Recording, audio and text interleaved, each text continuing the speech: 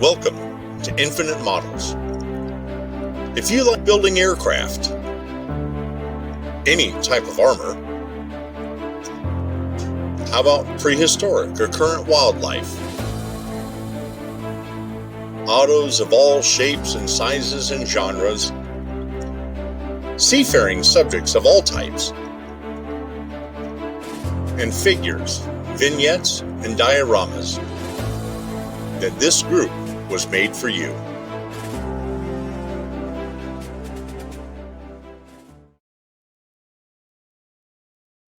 You know, 25 June 1950 came as a total surprise to everybody. Even in hindsight and with the benefit of 2020 backward vision through history, the irony is that a lot of the warning signs were all there, but they were completely missed. They were either ignored and or they were missed altogether.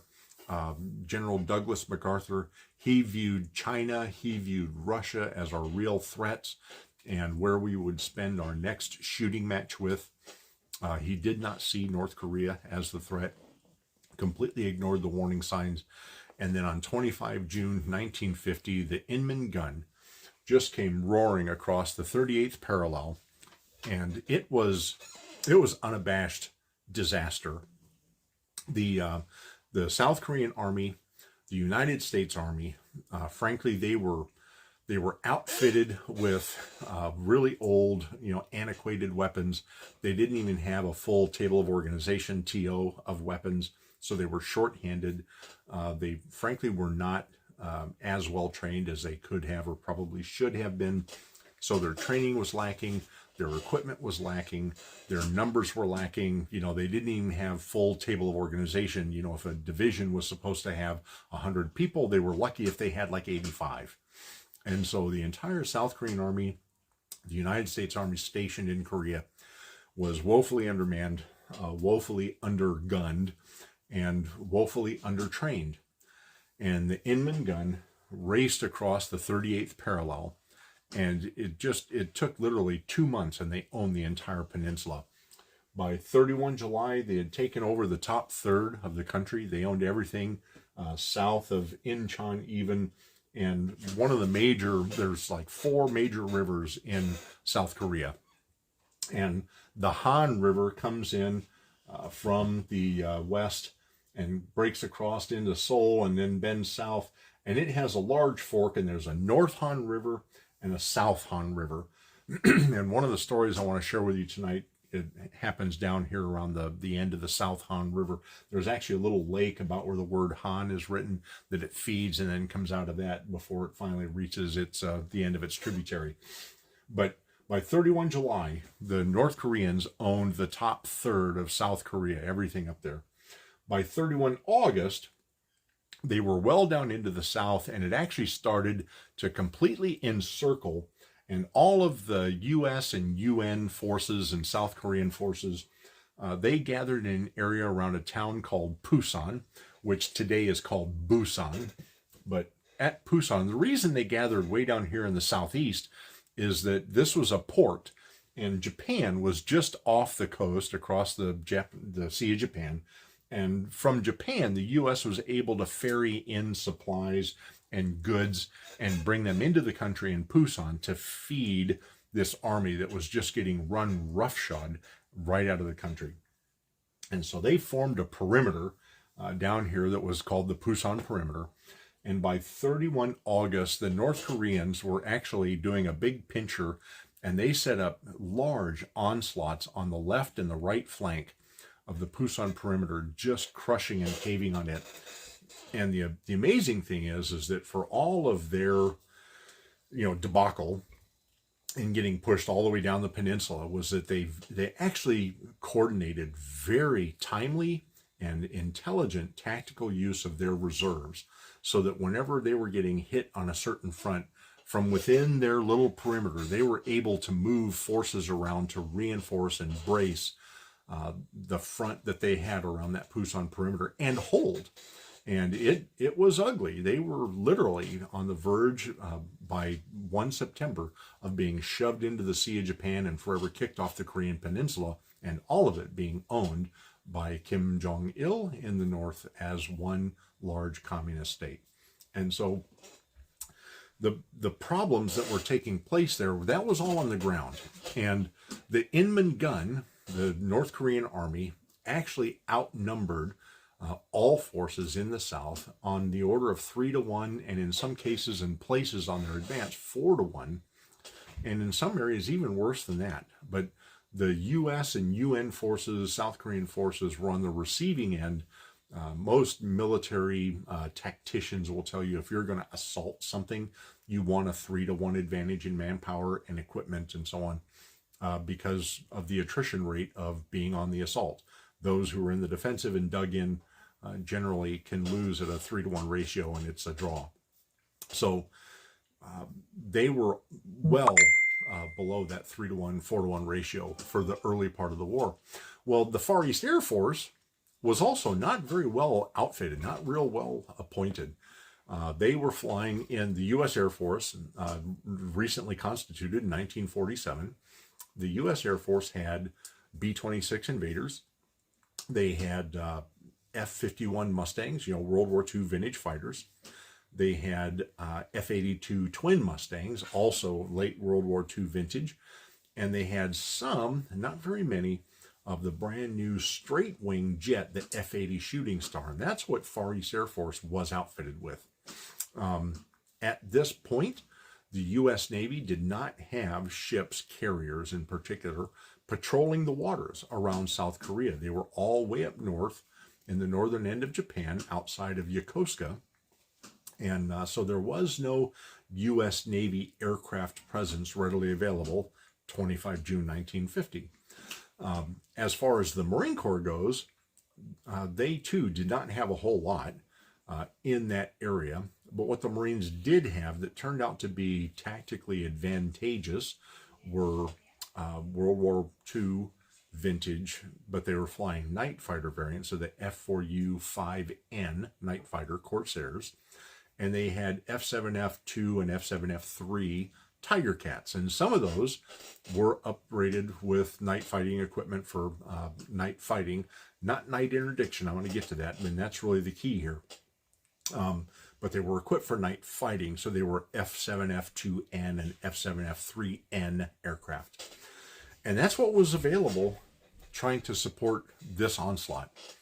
And so while the Army was getting just browbeaten and frankly embarrassed, it was embarrassing for Douglas MacArthur, it was embarrassing for a lot of the leadership, nobody anticipated it, and it all folded, and in 60 days they were on the verge of being shoved into the ocean.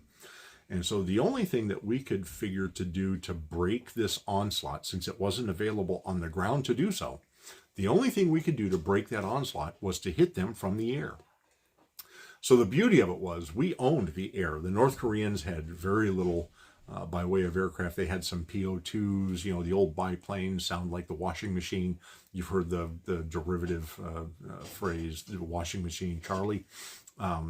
They did have some early MiGs from the Russians, but they did not have pilots, really trained to operate them. So their Air Force was virtually non-existent. We owned the air. Well, very quickly through all this, what happened with this fast shove south, we began, the U.S. in particular, and the UN generally, when I say we, I'm going to refer to the U.S., we began interdiction missions. And so anything that moved during the day came under assault. And the North Koreans learned very quickly to stop all movements by day and begin their movements at night. Well, that brought a problem for both sides. The first problem for the North Koreans was moving things at night it's just dangerous in and of its own nature. You're moving equipment and material, weapons, shells, artillery, tanks, and air shells. Anything you move at night, darkness brings about its own hazards. Well, for the U.S. side, we had very little training, very little, there was no tactics, techniques, and procedures. They had no doctrine for night interdiction. And to see things at night, because they would typically move by shutting off all their lights, and they were very dependent on rail, trains, and so forth. Well, trains can run at night with their lights off, no muss, no fuss. And the only way to find them is to fly below 500 feet and look for the steam and the plumes coming out from the running locomotives. You couldn't see it above 500 feet, quite literally. You had to be down low. Well, Korea, the entire peninsula, but particularly in the north, is very hilly, very sharp terrain.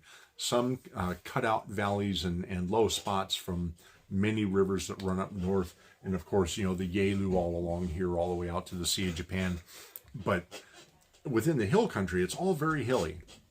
And so flying at 500 feet, you're below the peaks around you.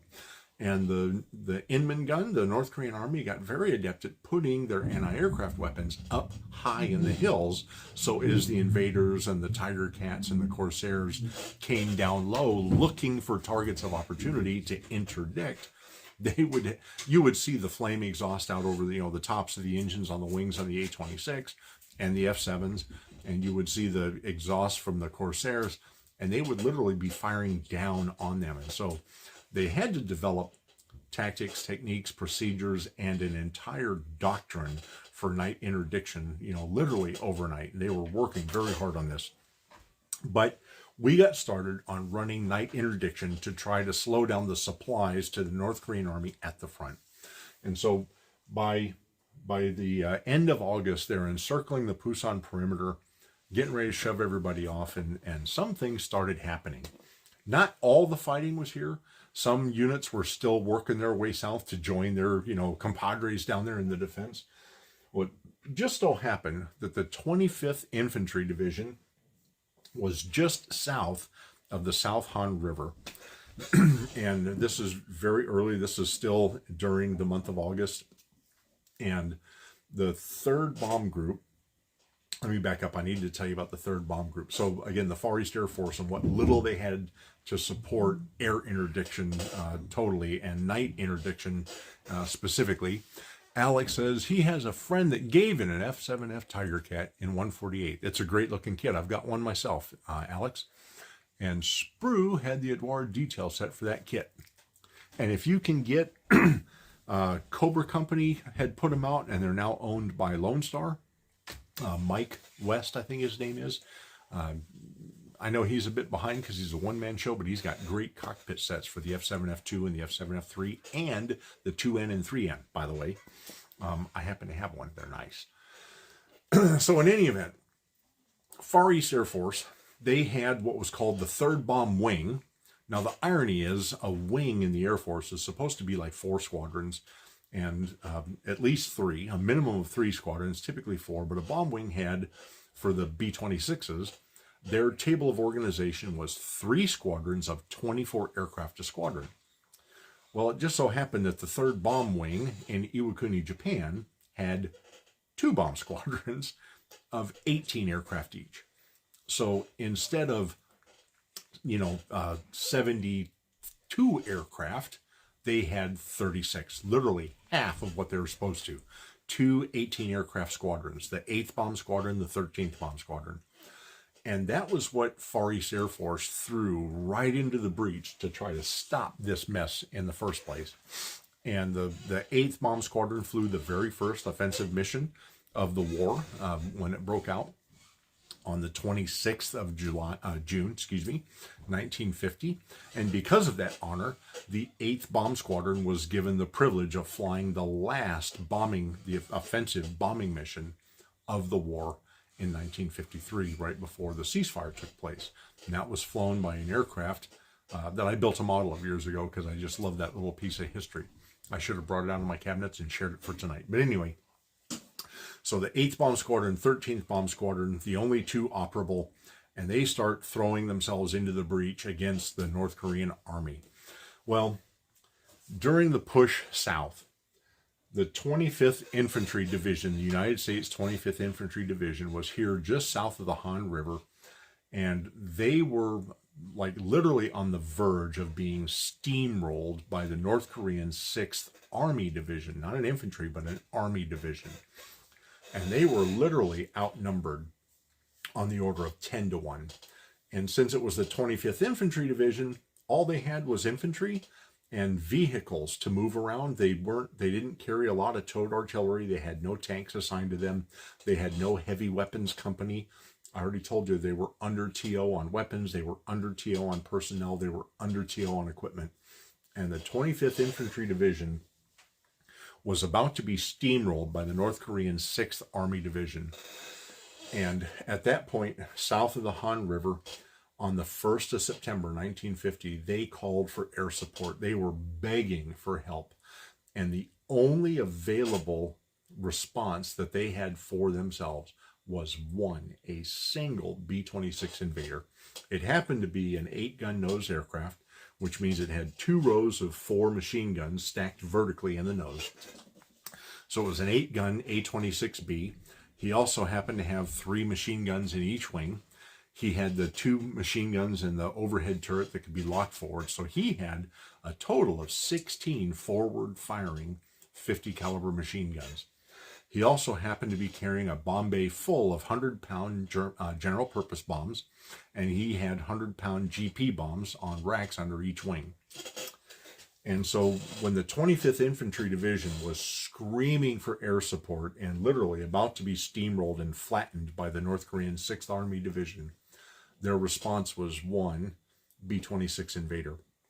And the plane that night happened to be piloted by Lieutenant Charles Bartles of the 13th Bomb Squadron. And when he got the call, he was put in contact with an Army ground controller. And what that ground controller did was he called for their mortar units to fire 3 white phosphorus rounds. And they put them at the east edge, the center, and the west edge of the 6th Army front. They dropped 3 white phosphorus rounds. And so here comes old Lieutenant Bartles. He rolls in and he goes from east to west. I've drawn all this backwards for you guys. So he flies from east to west and he can line up right down these 3 white phosphorus. They made a perfect line for him. And he rolls down and he comes in and they told him that of the 3 Willie Pete, the outer ones mark the breadth of the front line of the 6th Army Division. So on his first pass, he rolls down, opens up the bomb bay, and he starts pickling off in intervals 100-pound GP bombs. And he just dropped a string of them all down the front of that 6th Army Division from one end to the other, the whole thing. Boom, boom, boom, boom. And when he pulled out, he come out of that, and you think about like a hammerhead turn, he did what he called a teardrop turn, kind of like a hammerhead, but instead of stalling and falling back because he wasn't that high, he actually does kind of a wing over and then headed back down that line. And he made 3 passes on that 6th Korean Army Division.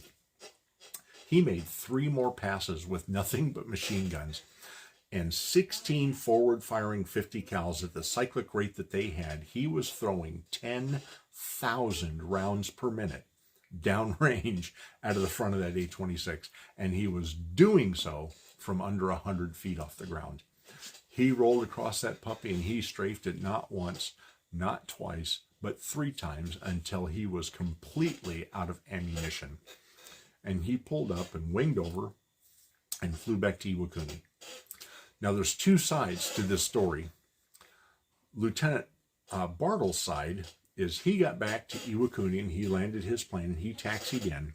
And because he made 4 passes, 1 at 100 feet and 3 under 100 feet, closer to 50 feet, his airplane, in his words, looked a lot like Swiss cheese. He was filled with holes, nose to tail, not just underneath, but also from above, because the North Koreans were throwing everything they had at him to defend themselves, and that included flak.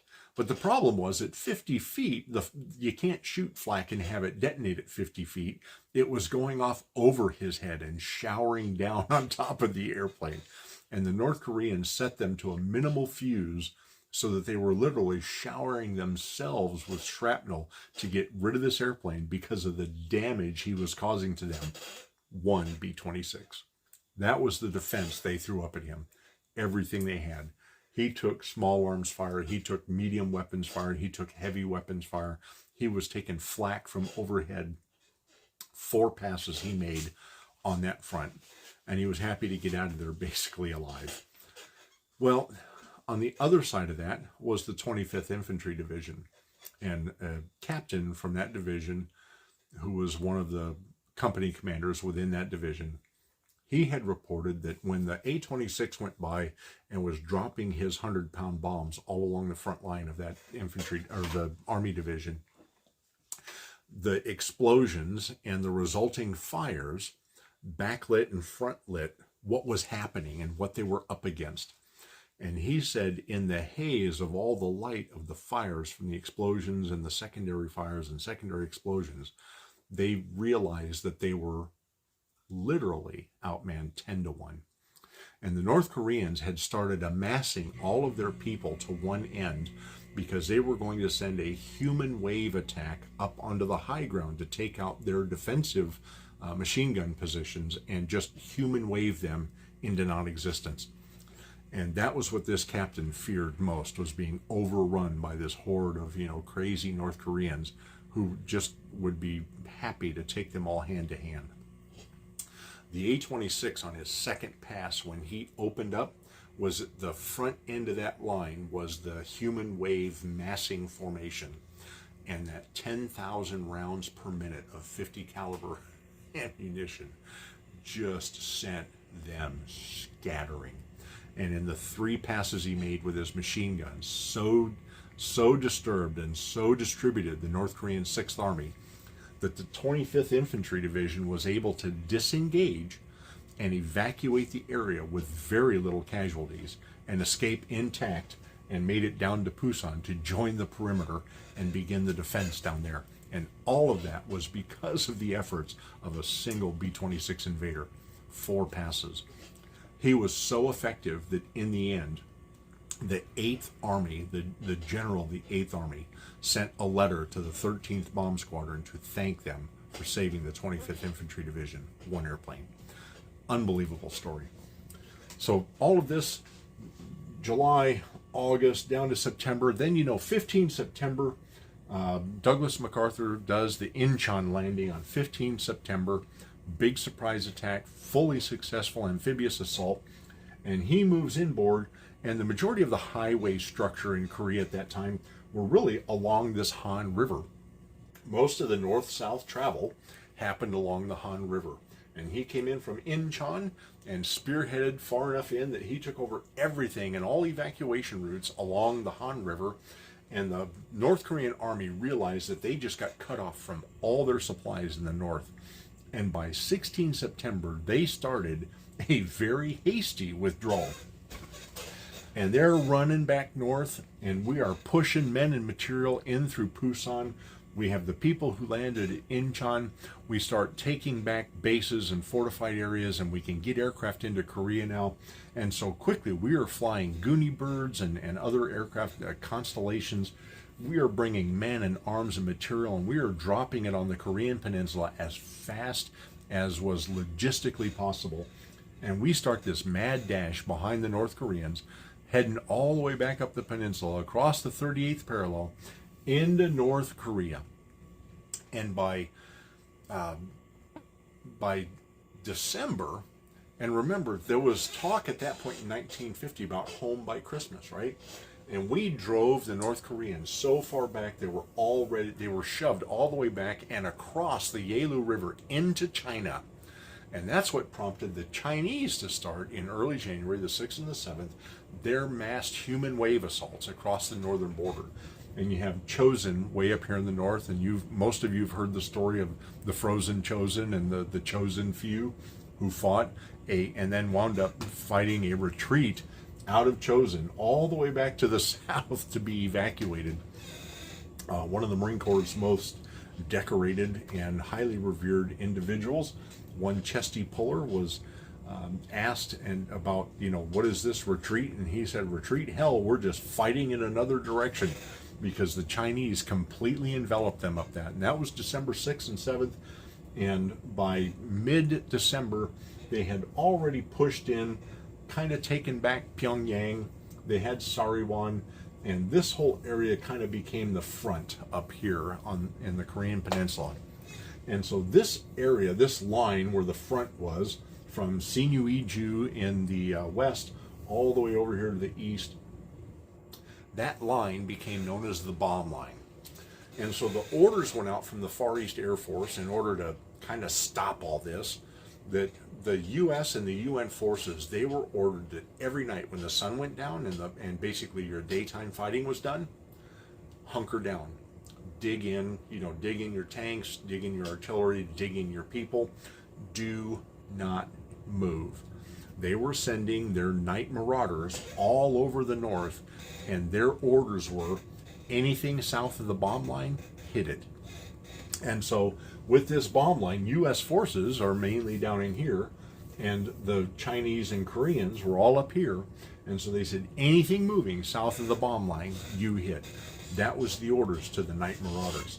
And so you just put yourself in that position and think, October, November, December, those months, you've been pushing them up.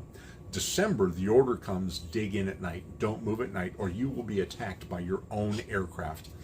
And that meanwhile, the Chinese and the North Koreans are trying these human wave attacks, and they're trying to break the U.S. and UN lines and get the land back. And they were, successful, because by the end of December, they'd already pushed back down, and we were right back at the 38th parallel. And by February of 1951, just 2 more months, and they had all the North again. But that only came because they just threw 3 million people at us. And so the U.S. Servicemen, UN servicemen are all told when the sun goes down, hunker down, because if you're moving south of the bomb line, you will be attacked. It's hard to tell who's who in the zoo when you're flying, 400 miles an hour, 50 feet off the ground. His, ours, theirs. So the orders were, hit it. So the second mission I want to tell you about, this kind of happened. The Far East Air Force realized how woefully understaffed, under TO, under aircraft, undermanned, everything was short on. And so the war breaks out in June. The fighting gets desperate by 1 September, 15 September. Well, in September, they activated what was known as the 452nd Bomb Wing Light. It was a reserve unit in California, and it had 4 squadrons. And those 4 squadrons were the 728th, 729th, 730th, and the 731st Bomb Squadrons, all B-26 squadrons. And what they did was they stood up and fully constituted all 4 squadrons and then shipped them overseas as quickly as possible. And the 452nd Bomb Wing arrived in theater in October, mid-October 1950, and what they did was they sent 3 squadrons to fly out of bases on the Korean Peninsula, and the 4th squadron, which was the 731st, was sent over to join the 3rd Bomb Wing in Japan and finish filling them out. So the 3rd Bomb Wing was now comprised by October of the 8th Bomb Squadron, the 13th Bomb Squadron, and the 731st Bomb Squadron. And then you had the 452nd Bomb Wing was comprised of the 728, 729, and 730 Bomb Squadrons. So now we've got 6 invader squadrons fighting against the North Koreans, the Chinese, by mid-October. And so the 728th had this cat by the name of Captain Charles Kaminsky.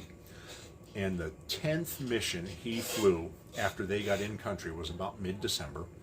And the Chinese had pushed back down, and they owned everything from just south on kind of a diagonal line here, just south of Pyongyang, kind of parallel to the border with China, if you will, and Russia. But this was what they owned. And they had a mission to go to Sariwan. And Sariwan was just north of Pyongyang, the capital. Sariwan's just north.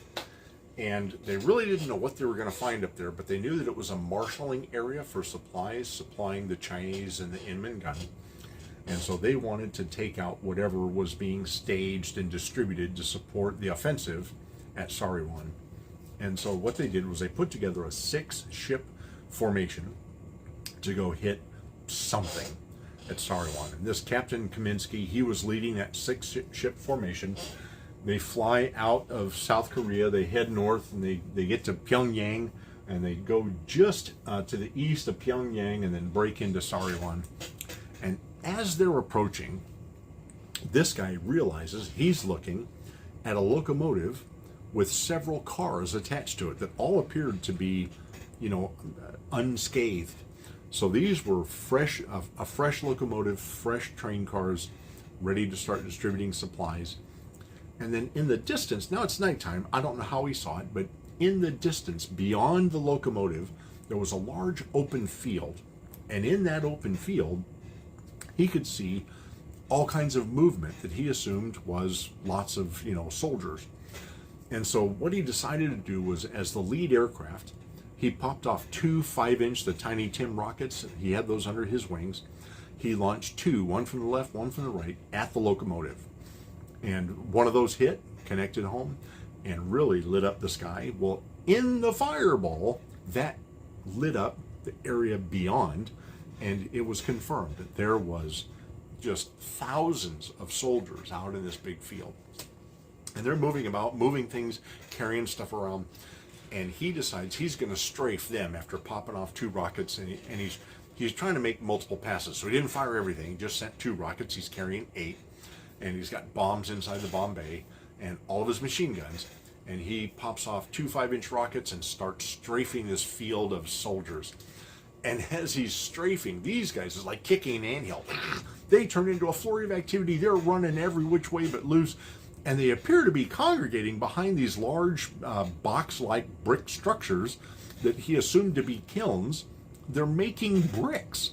And the bricks are being made for their fortifications to be temporary and movable on trucks to set up defensive lines. With each forward momentum, they would move forward brick, and set up these, temporary fortifications to protect themselves. So these guys are running and hiding behind these kilns because, I got to be honest with you, a 50 caliber gun is a heavy weapon, and that's a lot of lead flying at you, 10,000 rounds per minute. And you don't survive in a truck, in a Jeep, a dinghy, in a building. You literally have to be behind a T-34 tank or in a concrete bunker. Well, these guys are running behind these brick kilns where they are firing more bricks. They've been forming them all day, and they fire them all night and load them up on trucks and move them forward to the army so that they can keep advancing and setting up these brick structures for the defensives. So he rolls in, and he is now 50 feet off the ground, 400 knots, and he is squeezing every trigger he's got. And he's watching these people scatter 50 feet off the ground when immediately in front of him, one of those kilns explodes. And it throws a literal wall of brick into the air, 50 feet off the ground. And he just had a split second to see the explosion, and in the light, all of the, it looks like dust at that speed. It ain't dust.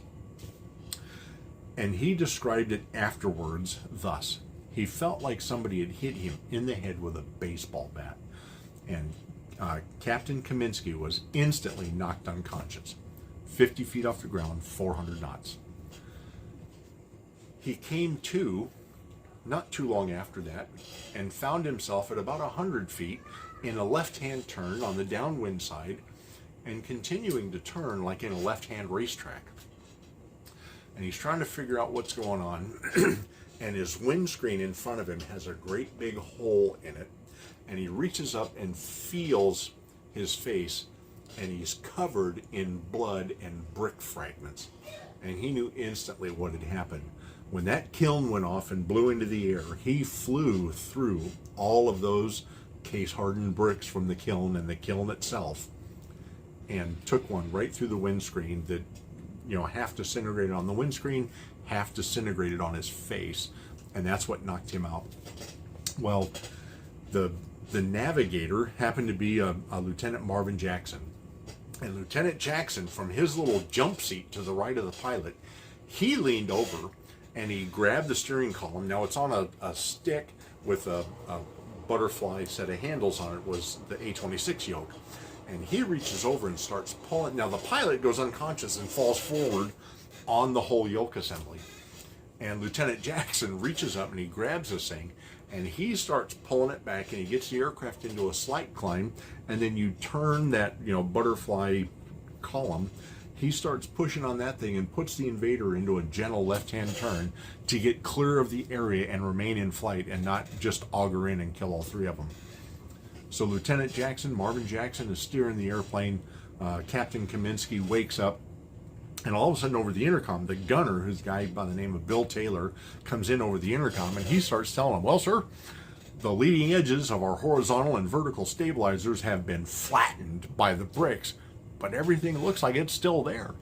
So Kaminsky kind of shakes his head and gets his wits about him, and he starts giving the stick a little waggle and on the control yoke, and lo and behold, his invader is still responsive, and he didn't have the bomb bay doors open, so he still got some bombs. Doesn't know whether he lost all those tiny tin rockets under the wings or not, but the airplane's operating just like it's supposed to, so he turns and makes 2 more passes with a giant, guys, this is December in Korea. You talk about a place that goes to minus 30 below zero, minus 30 and minus 60 with a wind chill in December, January, February during the winter in Korea. The invader did not have a heated interior. They always flew with the big heavy leather jackets with the fur collars and fur cuffs and to try to stay warm. Gloves, the whole 9 yards, everything on the, fur muckalucks on the helmet, over under the helmet, over the earmuffs and so on for the radios. These guys already are cold in the cockpit. Now he's got this giant hunk and Venturi intake, 4 feet from his face, and he's taking the December blast of night air in his face, and he rolls around and makes 2 more passes, drops bombs, fires rockets, opening up with the machine guns. He led his 6th ship through that 3 passes at Sariwan. They took out the locomotive. They destroyed all the stuff on those cars. They took out several brick kilns so that the Chinese and the North Koreans lost the ability to make for themselves these mobile defensive areas. And then flew the aircraft all the way back to the south with that December air blasting in through his windscreen. At the end of that mission, Captain Kaminsky was awarded the Silver Star, and Lieutenant Jackson was awarded the Distinguished Flying Cross for keeping them up and being able to pull the yoke back from the jump seat while the pilot was passed out and hunched over on it. Unbelievable, just exploits of people like that. And Ed Anenga says, I remember cold weather mountain warfare. Yeah, buddy, in Korea back in the 70s. Yeah, man, I'm with you. So, guys, the early days of the entire Korean conflict, not only was it fraught with, danger and fear, almost complete and total defeat, but the communication, the coordination was almost non-existent. People, your focus of the war was this little, tunnel vision piece of the war. So everybody's broadcasting and expecting responses over their little peer through the tube. And it took months for them to sort out all the things that happened in those early days of the Korean conflict. And months into the war, after they had gathered and collated and assimilated and sorted and associated all of the communications and all the things that were going on, they were able to start getting a good tactical picture and a strategic picture of the conflict on the Korean Peninsula. And out of that tactical picture, the 3rd Bomb Wing was awarded a Distinguished Unit Citation, and that citation was for the period 27 June, 2 days after the war officially kicked off when they first got involved, from 27 June 1950 to 31 July 1950. It was a Distinguished Unit Citation for 33 days of operations. And in those 33 days, in the lack of communication, in the lack of coordination, in all of the confusion of what was going on, missions and targets and information being thrown out piecemeal to these guys, just go get something done to keep us from being pushed off into the Sea of Japan. The 3rd Bomb Wing, with only 36 airplanes, and they lost some during that period as well, crews and aircraft, they were responsible for the destruction of 42 tanks, 163 vehicles, 65 bridges, 12 marshalling yards, 14 supply dumps, 39 locomotives for their trains, and an estimated 5,225 personnel in that mix. 42 tanks, 163 vehicles, 65 bridges, 12 marshalling yards, 14 supply dumps, 39 locomotives, and over 5,000 ground. 33 days of operations with very little information, very little word, very little to go on. They just threw themselves into the breach and knew what needed to be done, and they just did what needed to be done with what they had. And it was very little information. And that kind of a combat record to me is absolutely amazing. And it is that kind of effectiveness with no tactics, no techniques, no procedures, no formalized doctrine. They did that in those 33 days. And from that 33-day period, and then the push to the north, shoving the North Koreans back out, they quickly developed their night interdiction doctrine that they utilized through the rest of the war. And a lot of the stories I've already told you about previously, and I will certainly tell you some more in the future.